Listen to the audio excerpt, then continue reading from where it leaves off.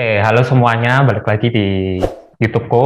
Nah, podcast kali ini aku kedatangan bintang tamu, guest star, teman lama. Coba perkenalan dulu. Halo, nama saya Yohana Liang, bisa dipanggil Yohana. Ya, saya juga sesama guru Mandarin ya, sama kayak Vincent ini. Dulu pernah lomba bareng, satu kompetisi namanya Han Yu Jiao. Kalau misalnya kalian tahu, ya bisa searching aja. Itu kompetisinya cukup besar ya, Yep. Vin ya. Iya, bener Waktu banget. zaman itu, waktu zaman itu susah banget gitu. Kayaknya zaman dulu lebih susah daripada yang sekarang, tapi nggak tahu. Bagaimana Ya, menurut Vincent? benar. Jadi, aku memperkenalkan Yohana ini. Jadi, Yohana ini salah satu Oke, boleh. salah satu saingan terberat aku dulu waktu hijau. Keren pol, pokoknya Mandarinnya oke. Terus performance-nya udah the best, pokoknya kayak gitu. Terus Yohana ini juga salah satu YouTuber yang subscribernya banyak banget. Iya, kalau misalnya kalian ini sih, emang sih YouTubeku nggak ada hubungannya sama Mandarin sama sekali, tapi berhubungan dengan musik, yaitu dengan ukulele. Kalau misalnya kalian tertarik sama ukulele, yaitu gitar kecil 4 senar, kalian bisa langsung datang ke YouTube aku. Ada tutorialnya, beginner tutorial dari 1 sampai 7, mulai dari awal perkenalan sampai ke baca tabsnya. Gitu. Coba namanya apa tuh, Yo? Nama Nama YouTube-mu. channelnya, Nah, nama channel YouTube aku sesuai dengan namaku Yohana Liang, double N, jadi Yohana Liang, ya, Yohana, oke. Jadi gitu. bisa nih di subscribe. Tapi subscribernya Iya, udah banyak subscribe. kok. Aku Loh, yang aku yang pansos ke Yohana ntar. Subscribernya Yohana, subscribe aku ya. iya bisa subscribe juga ini ke YouTube-nya Vincent. Oke. Nah, jadi kita mau ngobrol-ngobrol nih dari awal dulu perjalanannya Yohana tentang belajar bahasa Mandarin sampai sekarang karirnya. Oke, jadi dulu awal mula Yohana belajar bahasa Mandarin itu sejak kapan? Mulai kapan sih? Aku aku belajar bahasa Mandarin tuh baru kuliah baru belajar, gitu kan. Oh, kuliah Biasanya kan tuh, orang kan dari kecil ya. Iya, kuliah baru aku dari belajar. kuliah baru belajar. Jadi benar-benar nol putul gitu ya. Dari Nggak dasar ada banget sama demo sekali ya. basic. Dari dasar banget. Bahkan dulu tuh pernah nggak suka loh. Wah, itu yang menarik. Pernah Iya, nggak suka? malah malah nggak suka. Malah sukanya tuh bahasa Inggris ya. Seperti anak zaman now lah ya. Yang sukanya English, everything English. Kalau udah English ya mau apapun bisa kayak gitu kan. Kemana aja gampang kayak gitu. Hmm, Mau apa aja ada Inggris ya.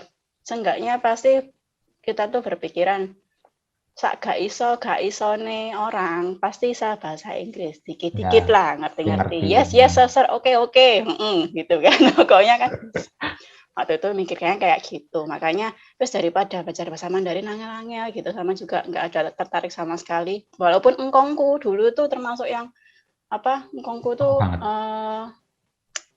bukan gimana ya, salah satu pemegang Yayasan Union Mandarin loh sebenarnya, Hmm, yang juga ngurusi tentang Mandarin di sini di Surabaya itu juga itu engkongku salah satu pemimpinnya juga yang juga apa temenan sama dosennya Petra itu juga kayak gitu. Terus apa namanya? Tapi tetap aja cucunya nggak suka. Ini ada pesawat lewat ya. Menunggu oke, gak bentar. apa-apa. Oke, terus berarti masuk Mandarin itu disuruh, dipaksa, atau apa? Kenapa Nah, kau milih ini jurusan bahasa Mandarin? ya serunya di sini. Kayak gitu ya. Ya, Iya. jadi kenapa kok akhirnya memilih untuk masuk belajar bahasa Mandarin. Jadi ceritanya gini, aku tuh dulu itu um, kan les balet ya. Aku Hmm. dulu tuh balet, menari kan. Terus, nah aku tuh seneng banget sama balet itu. Belajar itu sudah kayak orang gendengil lah anggapannya dulu itu. Terus habis gitu, uh, guruku itu ngundang satu orang penari dari luar negeri, cowok. Dan dia tuh narinya tuh keren, masa ampun, walaupun balet cowok ya, tapi dia tuh benar-benar tekniknya tuh kayak so tinggi, sangat tinggi sekali. Terus kakinya tuh kuat banget ya, strength-nya, ototnya, terus balance-nya itu udah wah, kayak orang Indo tuh nggak ada apa-apanya lah kan gitu. Terus pasti kan sebagai sesama pecinta balet, pasti kan ingin banget untuk sharing gitu ya. Untuk sharing ini kamu caranya gimana bisa sampai seperti ini? Kok ya apa, bacanya ya apa? Kan pasti kan pengen banget ya sharing ya. Udah pede-pede nih dengan bahasa Inggris. Ngomong bahasa Inggris. Nggak bisa. Kenapa? Karena dia adalah orang asli Chinese. Dari Beijing. Mampus nggak? Loh, kenakan ada tembok di sini loh. Itu orang sudah di depan mata. Kamu mau sharing, kamu mau mengambil ilmu dari dia, tapi nggak bisa karena bahasa. Aku nggak bisa bahasa Mandarin, dia nggak bisa bahasa Inggris. Wis kacau. Mau bahasa Tarsan, ini, gini, mau sampai kapan? Mau maksudnya, kamu nggak akan bisa ambil detail lah, anggapannya seperti, ya kan? Mau ambil ilmunya tuh nggak bisa sampai detail gitu loh. Akhirnya pada saat itu langsung kayak kecentok kayak iya ya kok eman banget ya cuma gara-gara kendala bahasa nih loh. Udah kesempatanmu di depan mata tapi kamu nggak punya modal untuk ngambil kayak gitu kan. Kayak santai setelah orang tuh bilang kesempatan itu bisa datang kapanpun. Jadi tapi kamu tuh harus punya modalnya gitu loh. Ya, kalau misalnya kesempatan itu datang, tapi kamu nggak punya kepintaran untuk hal itu, ya udah kesempatan itu akan lewat. Itu kayak luck gitu loh ya, luck gitu loh. Nah pas pada saat itu kesempatan datang, tapi aku nggak punya modal. Wih lewat, wih langsung rasanya itu kok eman ya kayak gitu loh rasanya. Kok eman ya, kapan lagi ketemu orang kayak gitu? Soalnya jarang banget guruku baletku itu manggil orang dari luar kayak gitu, jarang banget gitu loh. Nah kok pas iki mana akhirnya sejak saat itu mulai berpikir apakah perlu belajar bahasa Mandarin nih atau enggak nih. Terus setelah coba dicari-cari lagi, searching ternyata ya emang orang Cina itu hampir semuanya nggak bisa bahasa Inggris. Ya enggak? Benar. Betul ya? Betul. Hampir semuanya nggak bisa. Dan baru mulai belajar itu dari yang kecil-kecil, yang mulai TK SD itu. Dan kalau yang mereka berprofesi sebagai guru bahasa, baru dia akan mempelajari bahasa Inggris. Maksudnya sesuai profesinya lah. Kalau misalnya enggak ya kayak kita biasa-biasa saja gini, pekerjaan apapun ya dia nggak akan belajar bahasa Inggris gitu loh. Malah lebih ituin bahasa Mandarinnya mereka. Mereka malah memegang teguh bahasa Mandarinnya mereka ya. Terus juga sekarang setelah tidak lagi ekonominya lah, kok akhirnya semua ini pada perusahaan Chinese, Bali Chinese, bahkan yang turis di Bali aja sudah banyak Chinese. Iya, benar. Orang Bali sampai pinter bahasa Mandarin gara-gara kebanyakan kebanyakan turis Chinese yang datang ke Indo di sini. Jadi kayak wes tambah kemeleteraan. Wah, nek kamu nggak belajar wes ketinggalan wes. Ketinggalan. Nah, terus habis itu lanjut lagi nih. Jadi habis mulai dari belajar balet itu langsung suka Mandarin, terus pilih jurusan bahasa Mandarin. Iya, awalnya belum dibilang langsung suka ya enggak juga sih. Cuma belum. kayak lebih karena kayak butuh gitu loh maksudnya.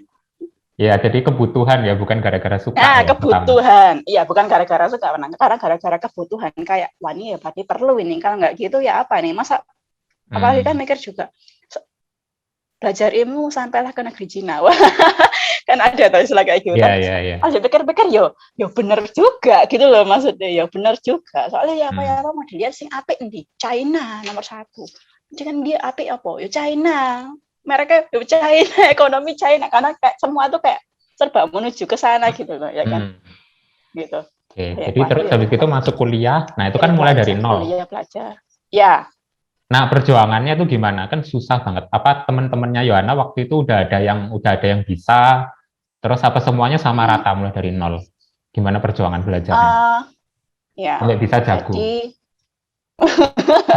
Jadi gini, dulu itu wah perjuangan. Bayangkan kamu nol betul masuk kelas jebret gitu, mari gitu terus kamu langsung ayo gak tahu apa-apa, langsung suruh mulai. langsung gitu kan. Ya, teman-teman sekitar ada yang sudah pintar, sudah bagus, sudah apa memang dari kecil udah belajar. Jadi dia kayak langsung cacus gitu. Aku main hau sebelah. Terus ya tapi ya apa namanya dicoba dulu gitu kan. Ada bahkan yang baru jalan berapa hari langsung pindah jurusan. Give Ya, up. aku langsung wow gitu kan. Iya kayak give up gitu lihat tulisan cacing dan tulisan bakmi itu kan membuat orang tuh pusing. Tapi ya aku coba dulu aja coba gitu kan, sekadang masuk gitu. Terus di sisi lain juga apa? Ya waktu itu kuliahku itu aku tuh ada kayak suatu jenjang gimana ya? Dari SD, SMP, SMA, kuliah waktu itu zaman sekolah tuh ada program di mana kamu tuh bayar di awal banyak, terus belakangnya itu sudah free kayak gitu loh. Jadi ya wis ambil sekalian naik. Kok kebetulan ada jurusan Mandarin itu yang di UI, Universitas Widya Kartika. Kok pas ya bagus ya wis toh. Ya wis mempertimbangkan banyak hal, keuangan, kondisi dan kebutuhan. Akhirnya udah tetap bertahan aja, bertahan nyoba akhirnya merasa kayak apa ya, sometimes itu kita tuh berpikir ketika kita berpikir Mandarin itu susah, maka ya akhirnya ya menjadi susah kayak gitu. Lama-lama mikir kalau ketika kita tuh mikir sesuatu hal itu susah ya, hal itu akan menjadi susah gitu. Kalau dipikir Mandarin itu susah, sebenarnya ya enggak juga. Kalau dibandingkan bahasa Indonesia itu juga susah. Cuma kita aja yang enggak kerasa. Atau bahasa Inggris itu susah. Cuma kita tuh enggak kerasa. Sebenarnya enggak cuma bahasa Mandarin aja susah. Semua bahasa tuh ya susah sih menurutku sebenarnya. Menurutmu gimana? Iya, benar. Cuma kalau kayak bahasa Indonesia kan kita bukan belajar ya, kita udah terbiasa dari bayi, udah diajak ngomong bahasa Indonesia gitu kan. Tapi Nah, itu sebenarnya, dia problemnya. iya, Betul. sebenarnya kalau Karena orang asing belajar terpakai. bahasa Indonesia, iya, aku pernah ngajar orang Betul Cungpo, banget. ngajarin bahasa Indonesia Ya. gitu kan. Ya itu susah banget, susah pol gitu ya. Kan mereka bingung, kenapa ada imbuhan me, kenapa ada Nah, imbuhan itu ber, dia. kayak gitu-gitu itu juga susah. Nah, iya, banyak loh ya Indonesia itu kayak ber, menyemong itu kan banyak tuh. Belum Nah, lagi di belakangnya ditambahkan i, iya, kata. Udah satu kata misalnya nyanyi, menyanyi sudah beda. Penyanyi udah beda. beda. Menyanyikan sudah beda. Dinyanyikan, oh ya bulat lagi. Iya, Terus makanya. sih. Sebenarnya belajar bahasa apapun itu susah sih ya. Iya. Cuma sebenarnya problemnya kan ya itu yang seperti yang kamu barusan bilang itu karena udah terbiasa. Udah terbiasa. Berarti kan udah kepake. Nah itu loh. Terpakai. Problemnya adalah itu terpakai. Oke. Jadi ya akhirnya ngerasa wah apa namanya perlu mengganti mindset ini gitu loh waktu dulu belajar itu. Perlu ganti mindset ini. Sama apa dicoba sering dipakai. Kok pas kebetulan di UIK waktu itu juga ada native speaker. Jadi ada bisa membantu banyak. Nggak hanya guru Indo, ada guru luarnya. Jadi bisa langsung komunikasi. Gitu. Sering-sering ngomong sih sama mereka dipakai. Harus berani ya.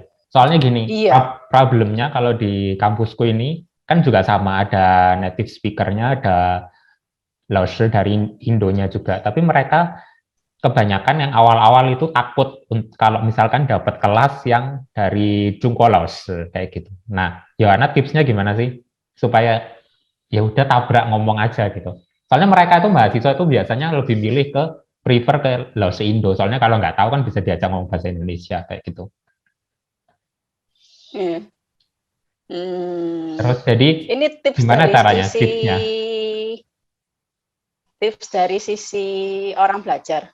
Dari si orang belajar yang nol sama sekali nggak bisa. Mau ngomong tuh gimana gitu kan? Takut juga. Soalnya kita kan sama guru ya, jadi ini kan bingung aku barusan. Pertanyaannya tips untuk apa dari seorang pelajar, apa dari sisi yang mengajarnya atau dari sisi gimana ya?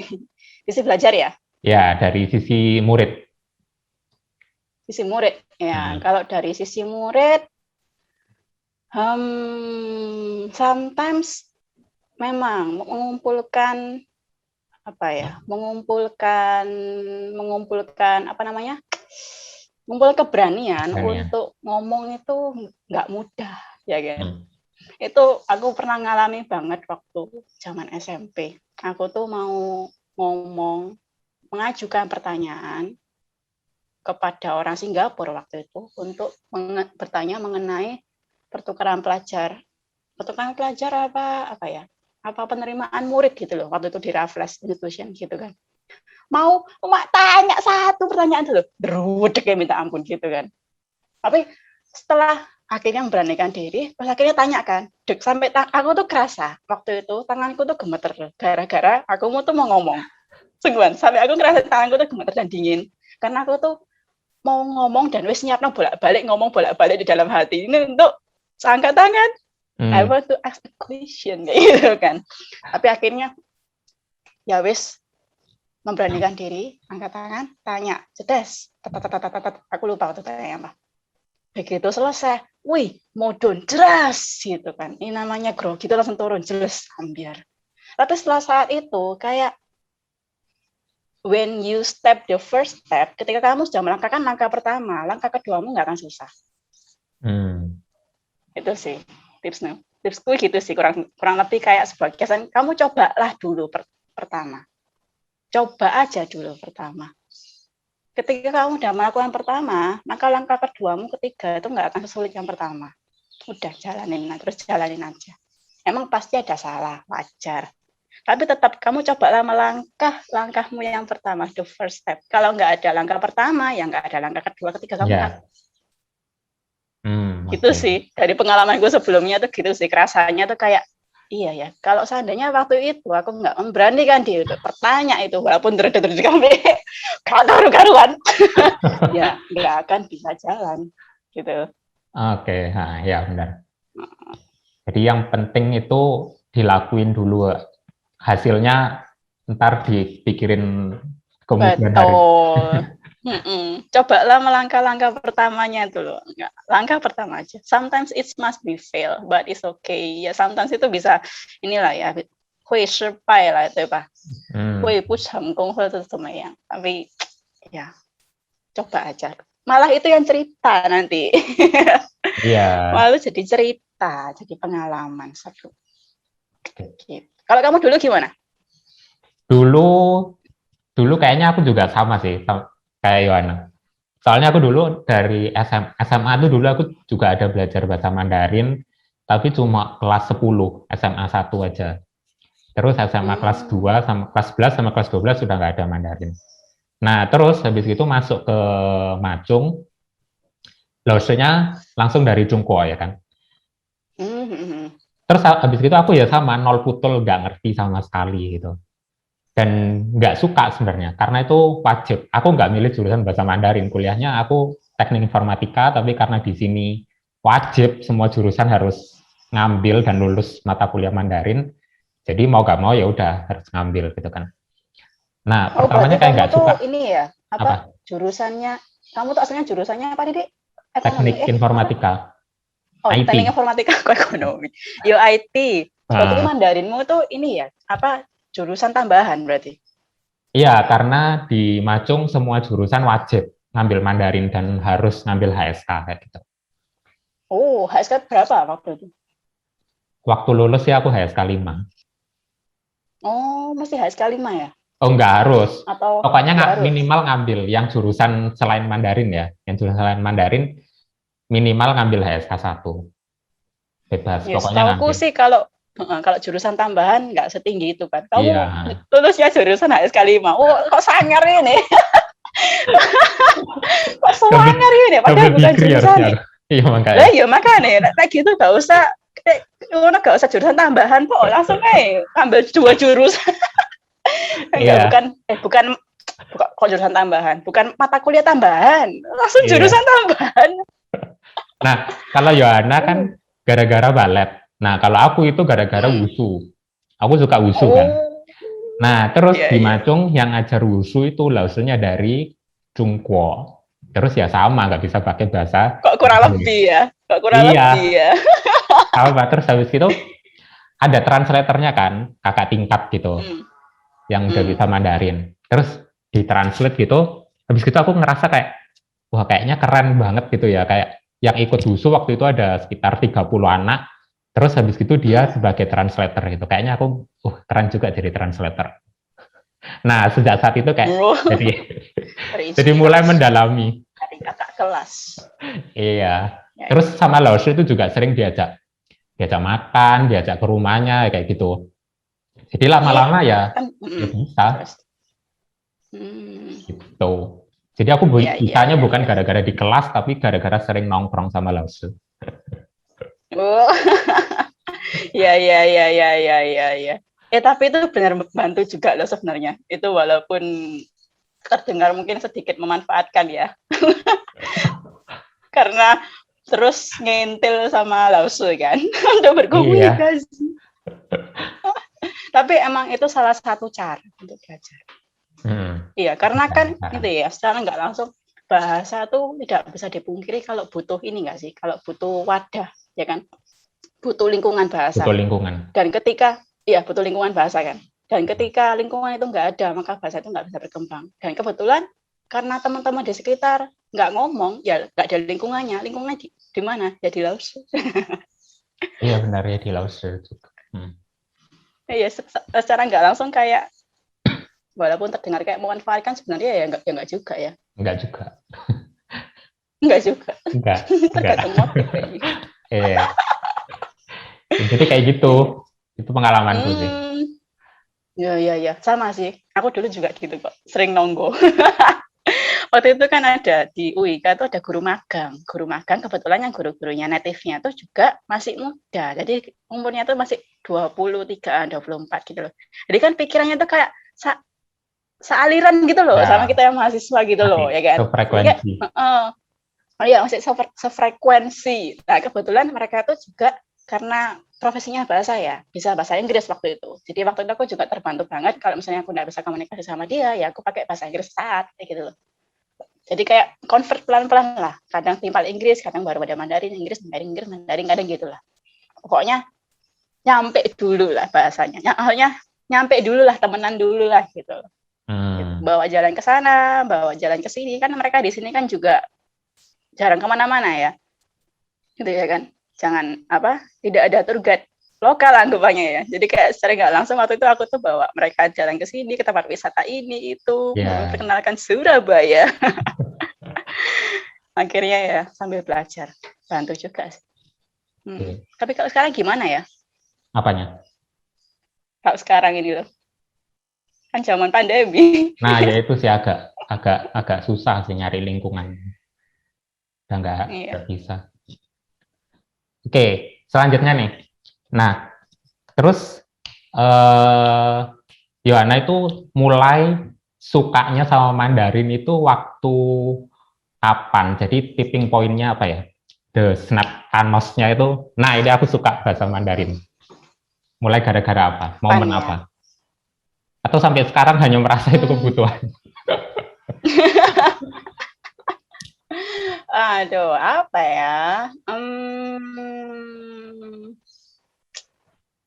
Sebenarnya gimana ya? Dibilang mungkin lebih ke enjoy ya kalau aku ya. Jadi bilang suka banget ya enggak, terus enggak suka banget ya enggak juga kayak gitu loh. Jadi kayak lebih ke enjoy ya, mungkin hampir sama kayak kamu ya, kebutuhan juga. Iya, kebutuhan diawali dari kebutuhan. Ya diawali dari kebutuhan, terus lama-lama enjoy sih, lama-lama kayak dengan kamu bisa bahasa Mandarin tuh banyak memberi nilai plus di segala sisi sih menurut aku. Menurut kamu juga pasti harusnya merasa juga seperti itu ya katanya. Benar.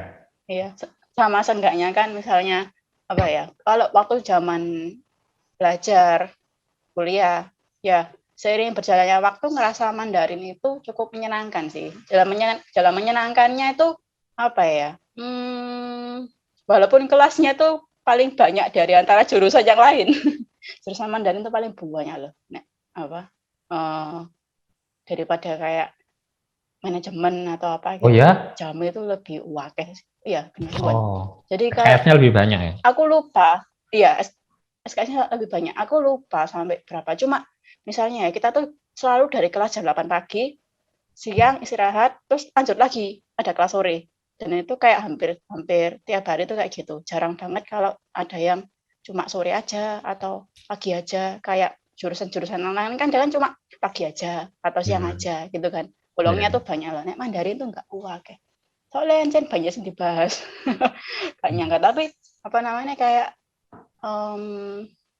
ngelihat Mandarin tuh ya kayak yang awalnya berpikir strawberry itu ternyata apa kayak tulisannya tuh ya dilihat-lihat tuh ya menarik gitu loh. Kayak tulisan Hansennya tuh yang awalnya aku lihat kayak menyebalkan.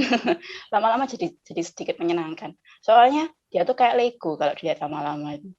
Dan Iya. kebetulan aku tuh suka puzzle gitu loh. Kayak Lego. Kayak sometimes itu ada satu huruf yang dia tuh juga ada di sini, di sini, di sini. Kamu tuh kayak tinggal bongkar pasang doang gitu loh. Ya kan? Kayak kamu tuh building something gitu loh. Tuk Hmm. tuk tuk. Oh ini jadi kantor pos, ini pasang apa jadi ini. Terus kayak selalu ada kayak apa? Bentuk kayak simbol-simbolisnya gitu. Kayak misalnya apa? Huruf cewek nih kayak gadis kayak gitu Oh loh. iya, benar. Terus apa namanya? Terus go mulut ya kota kayak mulut gitu. Terus kayak gitu loh. Kayak dilihat itu lama-lama kok lucu ya. Gitu sih. Itu sih pikiranku sendiri sih. Terus apa? Juga kok ya pas kebetulan teman-teman kuliahku waktu itu ya menyenangkan. Jadi juga semakin menyenangkan. Berpengaruh ya teman. Iya, berpengaruh banget sih satu kelas itu. Seru. Gitu sih waktu ngerasa apa namanya kok jadi senang sama Mandarin. Oke. Nah, Kalau kamu gimana? menurutku kalau aku suka Mandarin, Hmm, suka Mandarin ya ya. kayaknya sama sih kayak kayak ya udah gara-gara sering jalan, sering makan bareng sama Lause sama teman-teman, ya akhirnya ya suka keren aja gitu. Kayak Nggak ada jadi alasan enjoy khusus. enjoy sendiri nggak sih? Ya Iya, nggak sih? jadi enjoy sendiri aja. Kayak atau mungkin yang kita rasakan itu adalah karena kita bisa komunikasi sama orang itu, nggak ada batasan barrier-nya ini, kayak jadi ngerasa enak gitu loh. Walaupun Hmm, sebenarnya sama Mandarinnya sendiri dibilang suka banget ya enggak. iya sih. Enjoy ya kayaknya ya. Kayak nggak ada barrier gitu loh, nggak ada tembok penghalang. Iya, ya dinikmati aja sih. Soalnya kalau misalkan belajar, kalau nggak dinikmati, ya pasti akan susah ya kan. Jadi mau nggak mau ya harus harus harus dinikmati aja. Iya, iya. Betul banget, harus menikmati. Iya, belajar harus dengan hati yang senang. Ya. Oke, Wah, lanjutnya nah, iya. habis kuliah nih, jurusan bahasa Mandarin. Hmm, Terus habis lulus terus ngapain? Mandarinnya kepake nggak? pakai. Sampai sekarang kepake. Kepake. Iya, sampai sekarang kepake. Sekarang saya juga seperti Vincent ini, saudara-saudara. Saya juga mengajar bahasa Mandarin, tapi aku ngajar Mandarinnya nggak di kamu di kampus ya kamu ya ngajarnya. Ke kampus. Sama Kalau ngelesi aku cuma juga di sih. sekolah aja. Oh iya, kamu nggak mau ngelesi. Terus aku cuma di sekolah aja, di sekolah ngajar murid SD, SMP, SMA, terus sama ngelesi juga, sama aku translate tuh. Oh iya, translate. Translate Iya, itu susah. aku translate novel, translate Waduh, novel. itu Tungguan. mumet harus harus butuh waktu khusus kalau aku translate dokumen itu. Gitulah, saudara-saudara. Oke. Nah, terus ini di luar Mandarin Hmm, nih. Terus habis itu ya. YouTube-nya itu mulai kapan kok tahu-tahu bisa bahas ukulele? Duh. Ya, ya. Oke, boleh. Saya terima pertanyaan Anda. Jadi YouTube itu sebenarnya sudah ada dari zaman kuliah itu sudah ada. Kuliah berarti 2012, 2013 itu sudah ada. Kadang-kadang tuh bikin video. Terus apa namanya? bikin video dance waktu itu. Dance sih waktu itu masih zamannya nari-nari. Terus apa namanya? Sering berjalannya waktu kayak berhenti gitu loh, stop, mandek apa gitu. Karena apa ya waktu itu ya lupa. Entah karena merasa waktu itu views-nya kurang gitu kan. Atau ya apa entah gimana. Terus habis gitu udah sempat bisa monetize waktu itu. Waktu itu dulu kayaknya YouTube nggak seberapa ketat kayak sekarang sih. Jadi kamu nggak ada batasan harus 1.000 subscriber atau 4.000 jam. Jadi sekarang dulu tuh udah langsung bisa. Makanya yang video clickbait itu banyak sekali. Soalnya kan tinggal tergantung jumlah views-nya kan, bukan watch hour-nya, bukan jam tontonnya. Jadi kamu klik sekali satu gitu udah dihitung satu. Enak dulu orang zaman dulu dapat penghasilan. Terus yang konten yang bagus akhirnya terabaikan hanya karena dihitung views bukan watch time. YouTuber dulu gitu juga kan. Terus dikit akhirnya kan? iya, gitu. Terus akhirnya ya udah sampai jalan. Terus sempat ke stop karena ke China untuk kuliah di sana. Lanjutin. Setelah udah lulus sana balik, di Cina itu baru ini nemu ukulele di sana. Waktu itu bosen kan, mau ngapain nggak tahu, mau belajar musik, akhirnya karena apa? Kalau alat musik besar itu susah, nanti bawa pulang ke Indonya, akhirnya bawanya yang kecil-kecil aja.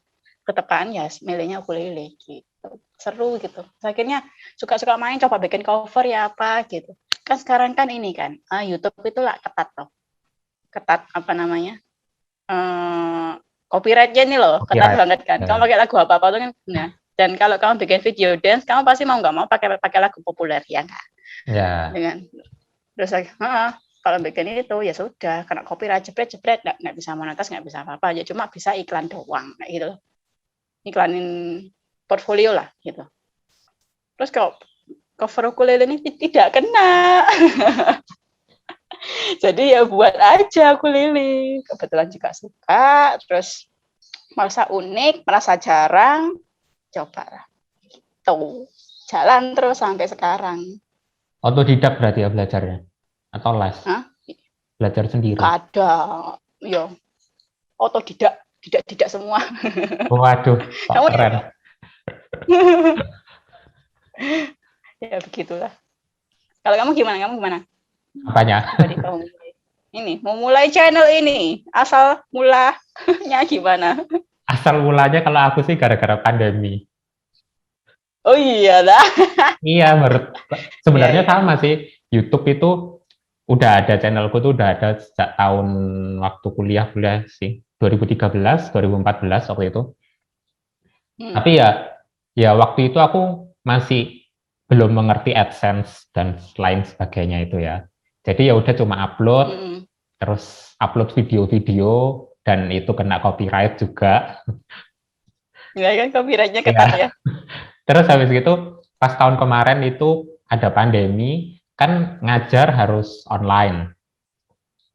Terus aku berpikiran, kenapa kok enggak aku rekam aja supaya yang nonton itu enggak hanya muridku tapi bisa ditonton sama orang lain juga gitu. Ya udah semenjak dari itu bikin deh YouTube channel gitu. Tapi kayaknya progresnya enggak secepat Yohana sih.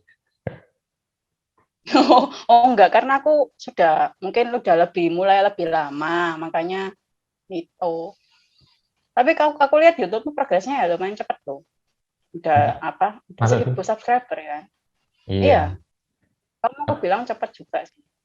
Lama banget, sebulan itu naiknya paling cuma 20, 25. 20 apa ini? 20 subscriber. Oh, lumayan udah. Kadang soalnya kamu dari nol loh. Iya, dari nol. Kalau kamu dari nol, justru nol itu yang paling susah. Kalau kamu udah sampai 1.000 ya, udah mencapai 1.000, wis 1.000, buat naik ke atas tuh lebih gampang. Tapi naik kamu belum sampai 1.000, rasanya kok, ngeli minta ampun. Benar. Ngeli kamu harus share kemana? Soalnya kan orang kan nggak tahu kamu ya, gitu loh. Terus Tidak ada nggak nama. ada kayak ya nggak ada nama, nggak ada mulut ke mulut, bulat. Mangga gitu. Ini menurutku YouTube kan lumayan cepet sih. Mungkin karena kamu kontennya Mandarin, terus gitu kamu ada murid ya. Jadi langsung jebret. Ya, Enggak ikut konten pertama tuh sih dapet lah gitu. Coba kamu bikin satu konten yang ternyata itu gak ada hubungannya apa-apa atau gimana, baru ya apa gitu, itu angel sih. oke. Enggak ya kamu masih teman-teman untuk subscribe. Oke deh, terakhir, Yohana ada Ya. satu kata penutup nggak buat penonton tentang apapun deh, tentang Mandarin atau tentang konten apapun deh, yang pokoknya bikin produktif. Yang bikin produktif. Jangan lupa subscribe channel saya, jangan lupa itu ya. Nanti aku tulis. Gedein, deng. Jangan lupa subscribe channel saya karena memang itu membantu banget buat kalian yang mau belajar ukulele. Aduh. Terus kalau misalnya kalian di Surabaya, kalian juga bisa kalau mau cari kelas Mandarin bisa kontak di saya. Kalau di Malang di sini. Gitu, kan seru kan. Iya, satu Malang, satu Surabaya. Ya. Terus ya untuk buat kalian yang misalnya buat pemula ya, untuk mau belajar Mandarin atau apa gitu ya, kalau misalnya takut atau gimana, nggak apa-apa, it's okay. Merasa takut itu wajar, merasa nggak pede itu wajar. Tapi cobalah untuk melangkah pertama. Nggak ada salahnya untuk mencoba untuk melangkah pertama, untuk melakukan dari semuanya gitu. Terus sih. Langkah pertama itu langkah paling penting. Iya, langkah pertama itu langkah paling penting. Mau entah itu seburuk apapun, setidaknya kamu sudah sudah melewati ketakutanmu. Gitu sih menurut aku. Walaupun itu seburuk apapun, se-fail apapun, aku salah ngomong loh ya apa iki, atau mungkin waduh aku mang iku dredeg tanganku iki, gemeter kayak ini kayak tremor iki ya apa iki gitu. Atau apa namanya? Atau aku ngomongnya bener gak ya gitu.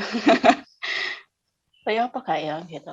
Tapi gak apa-apa, yang sebenarnya dipermasalahkan, poin pentingnya adalah bukan di apakah kamu ngomongnya benar atau salah, tapi poin pentingnya adalah kamu udah berhasil melewati ketakutan.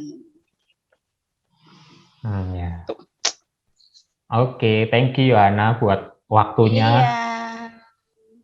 Semoga bermanfaat Yes. buat teman-teman yang nonton. Semoga bermanfaat ya. Thank you. Jangan lupa subscribe, like, dan share. Jangan lupa subscribe juga. Yes. Yohana Liang. Oke. Oke. Saya tunggu kamu. Thank you guys.